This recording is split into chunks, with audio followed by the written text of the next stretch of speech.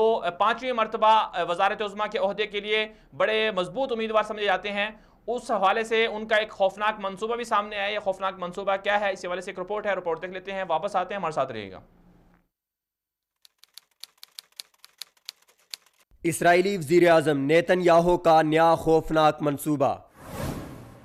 Israeli वज़ीर आज़म Netanyahu ने इंतखाबी campaign में इसराइली यहूदियों से वादा किया कि वो इंतखाबात जीत कर गर्ब उर्दन में कायम इसराइली यहूदियों की गैर कानूनी बस्तियों को इसराइल में जम करके यहूदियों को तोहफा देंगे। नेतन्याहू ने मजीद कहा कि वो इसराइल की हाकमियत बरकरार रखने के लिए हर इकदाम उठाएंगे। दूसरी जानिब इंतखाबात के मौका पर फलस्तीनी बस्तियों पर काबिज इसराइली फौज के हमलों में भी रिकॉर्ड इजाफा हुआ है। इसराइली वज़ीर आज़म के मुतनाज़े तरीन मंसूबे पर इस्लामी ममालिक ने शदीद मजम्मत की। फलस्तीनी वज़ीर खारजा ने उर्दन में एक कॉन्फ्रेंस के दौरान कहा कि अगर नेतन्याहू इस मंसूबे को अमली तौर पर जामा पहनाएंगे तो इससे इसराइल को शदीद मज़ाहमत का सामना करना होगा। फलस्तीनी वज़ीर खारजा रियाज अल-मालकी ने कहा कि गर्ब उर्दन में 45 लाख से जायद फलस्तीनी मुकीम हैं। अगर इसराइल गर्ब उर्दन को इसराइल में जम करता है तो 45 लाख फलस्तीनी कहाँ जाएंगे? इसराइल इन फलस्तीनियों को वहाँ से बेदखल नहीं कर सकता,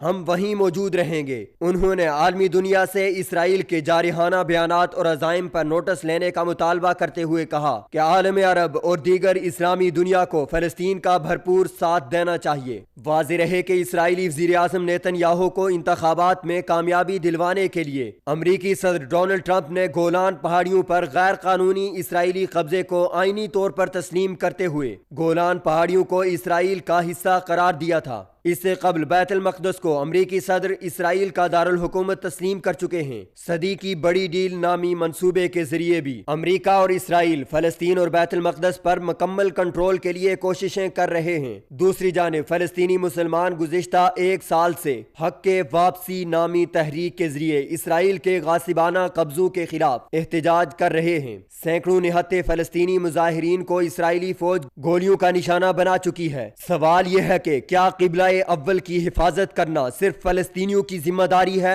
बैतुल मक़दस के खिलाफ इसराइली यहूदियों और ईसाइयों के खौफनाक अज़ाइम रुकवाने के लिए इस्लामी दुनिया क्यों अपना किरदार अदा नहीं करती?